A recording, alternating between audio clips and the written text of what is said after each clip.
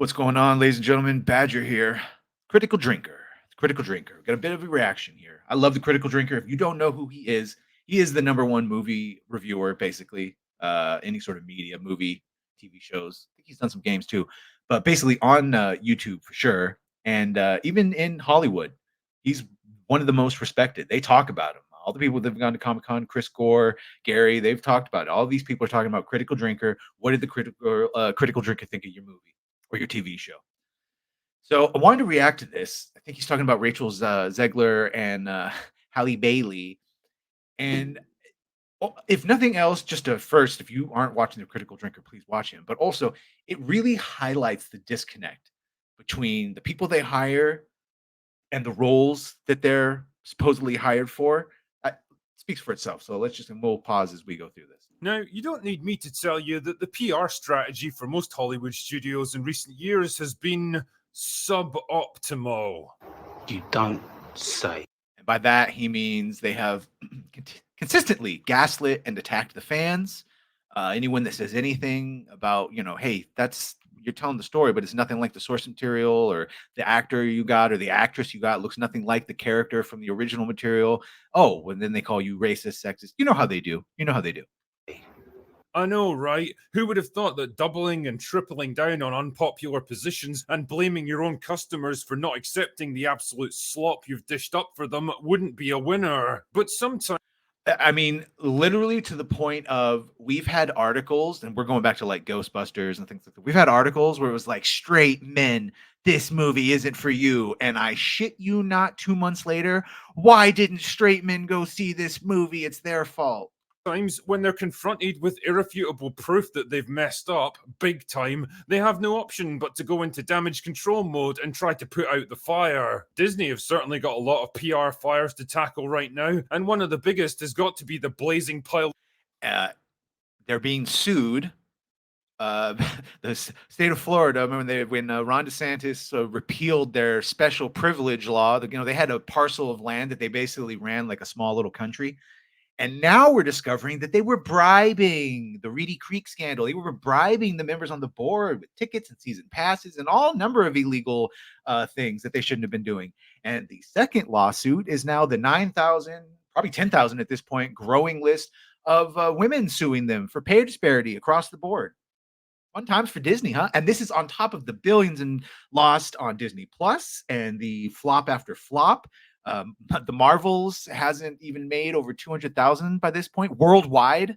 Forget domestic, worldwide hasn't even made $200,000, and that's a big problem.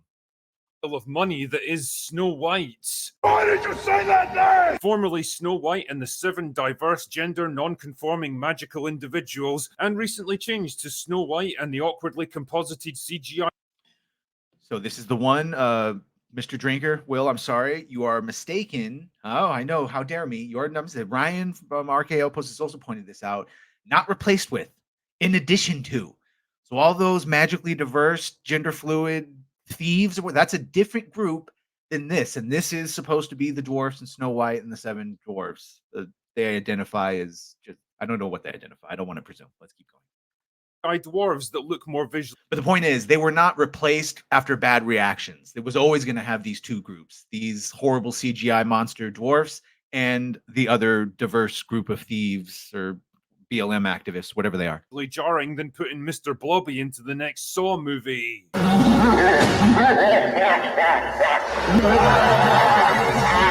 don't know who that is. I'm assuming it's something British, but that's terrifying. Anyway, a combination of poor initial concept, unflattering set photos, and incendiary statements by lead actress Rachel Zegler created the perfect storm of fan backlash that put the studio into all. It's a fun game is look at Gal's face while Rachel, is about to say what she says. Look at Gal's face. All out panic mode and forced them to delay the release by a always full looks like year she's while like, they don't say that. She's smiling with her eyes. Don't stop saying that. The problem. The movie itself might be salvageable with rewrites and reshoots, although that's debatable, but the bigger problem now is how to change the perception of its controversial star. I mean, how do you get people to like someone whose public image is tanked worse than Jada Pinkett Smith? It's Hollywood, baby. It is impressive. She makes Brie Larson seem likable. Well, the answer came in the form of a variety interview between Rachel Zegler and Little Mermaid star Halle Bailey, who got together to bond over their shared experiences as Disney princesses. All 40 minutes of it. Now, a big chunk of the interview is just the two of them blowing smoke up each She looks other's pretty. arses, Hey, but there is no a one said they point were where they ugly. actually discuss something of substance, and that's the fan criticisms of their casting, given that they both played race-swapped versions of original characters. Now, one thing you might notice is how different Rachel Zegler looks, talks, and acts now compared to She's grown a lot in the past year. You know, the past years really helped her reflect on everything. all those infamous interviews that got her into so much trouble. There's a big focus on her love story with a guy who literally stalks her.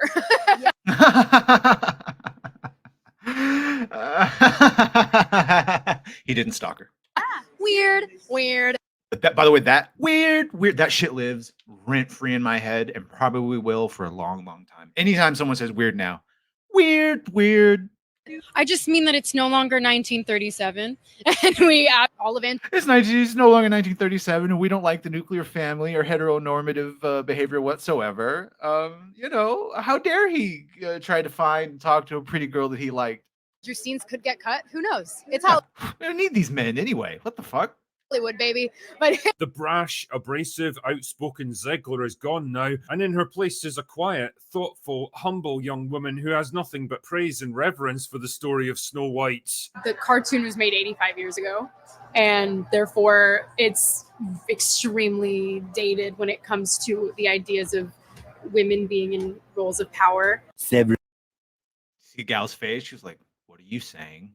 months later, The cartoon is so beloved. It's like a monumental moment in film history. It Yeah. was like Yeah. the first Someone feature-length coached her. Yeah. cartoon Coached movie her up. to the point where it won honorary Oscars and Yeah. all of these amazing things that happened for that film are the reason that you and I really get to sit here today because it Yes. made Disney what it is. Mhm. And that's not the reason you're sitting there today. I think we all know the reason why you're sitting there today.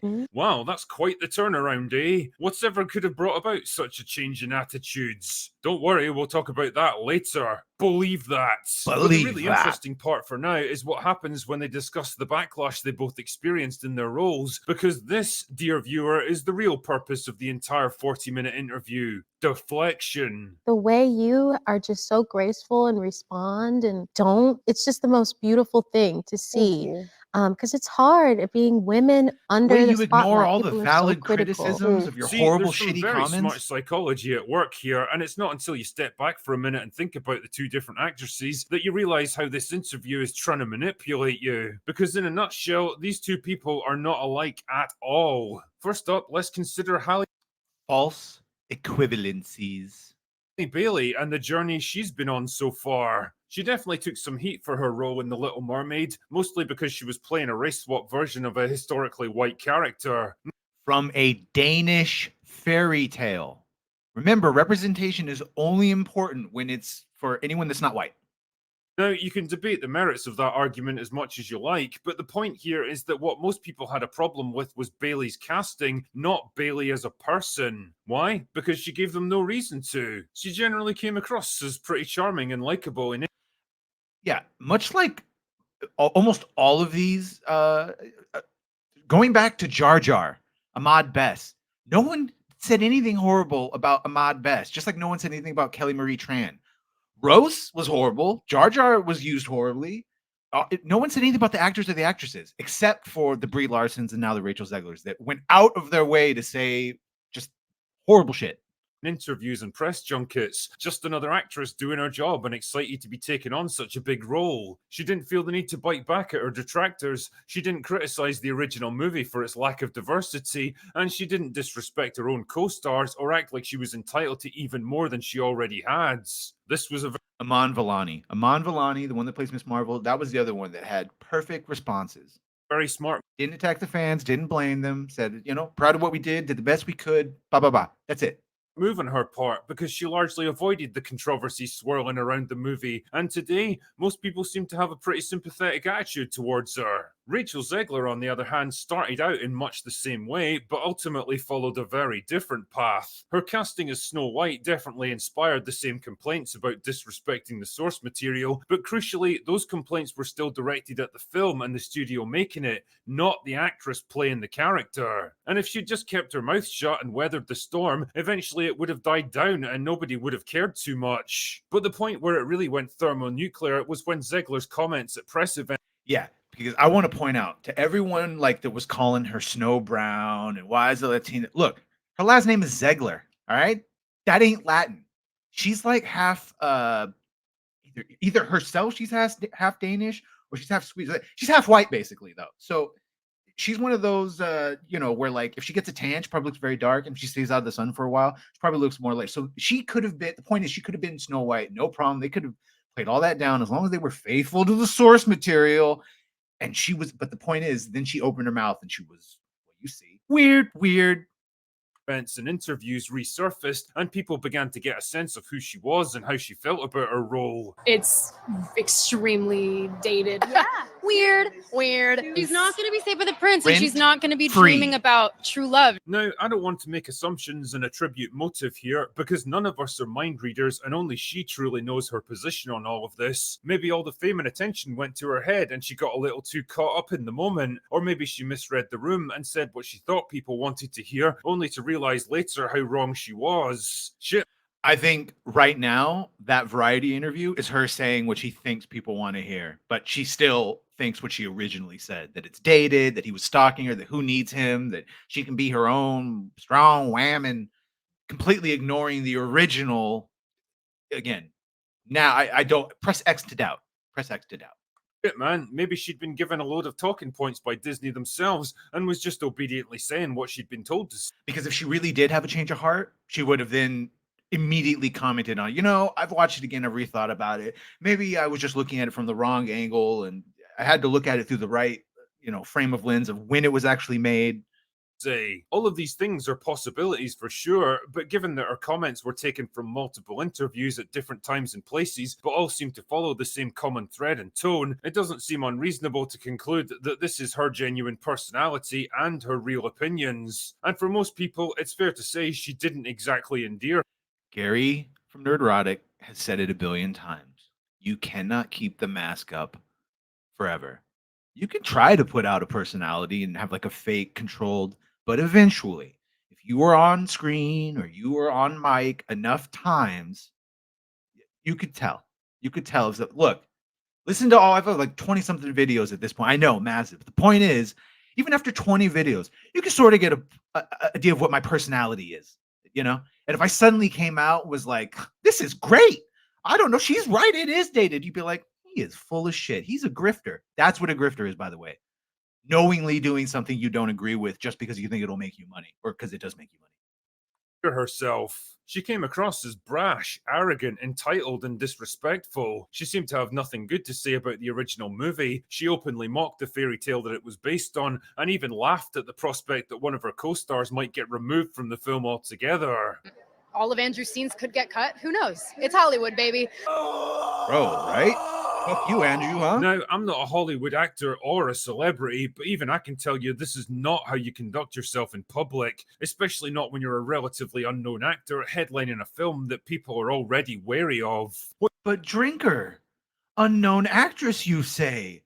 What about these massive things in what did she do? Oh, that's right. She did the Hunger Games no one gives a shit about. And she did the West Side Story remake that no one could understand because they had no subtitles. What you really need to be doing at a time like this is reassure your audience, projecting an image of someone who's very much aware of the responsibility resting on them, who has nothing but respect and reverence for the original movie that people are clearly still attached to, Brett and Cooper. who's determined to do the best they can to honor that legacy. You want to come across as someone who's on their side, who understands their concerns and respects their.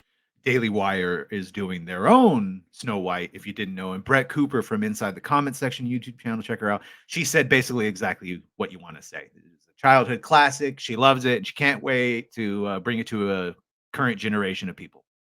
their views. Does that mean pushing down your own thoughts and opinions for the good of the project? Maybe swallowing your pride and ego a little to appear more humble and grateful than you actually are? Sure, but that's the name of the game. You're a fucking actor. Your whole job is saying and doing things you don't actually believe. Adult pretender is, I believe, the accepted term also. And just because the cameras might have stopped rolling, it doesn't mean that job is over. All of this is a long-winded way of saying that unlike Halle Bailey, Rachel Zegler kind of brought most of this on herself. 100%. Yeah, she might have been dealt a difficult hand at first, but she played her cards in the worst possible way, turning So general bad. antagonism towards the movie into personal dislike of her. Which brings me neatly back to that all-important Variety interview and why it was a particularly cunning move on Disney's part. See, if you put two actresses together who superficially have a lot in common and both experience backlash against their casting, it's very easy. Important to note, he did say it, but then he sort of negated at the end. Her original comments, and then weird. That was, people glossed right over that. That existed for like 6 months. It wasn't until she said that it was outdated that people went back and found those. So she had been running her mouth essentially for a while, and no one said anything because I guess they thought it was fine. They were running high. Wasn't until like the majority of people heard it and were like, "What the?" That you stopped hearing from her, and now we get this. Easy to create a strong association in the minds of the audience. As a great man once said, you might not have noticed that, but your brain did. Clearly, they were both discriminated against for the exact same reason, and so neither of them are to blame for what happened to them, conveniently ignoring the fact that one of them absolutely is. It's a false equivalency designed to generate said that. sympathy and guilt that relies on people either having incredibly short memories and forgetting the real reason for the backlash against Ziegler, or being complete normies with no deeper understanding of what actually happened in the first place. Nothing wrong with being a normie, by the way. He doesn't mean that as a pejorative.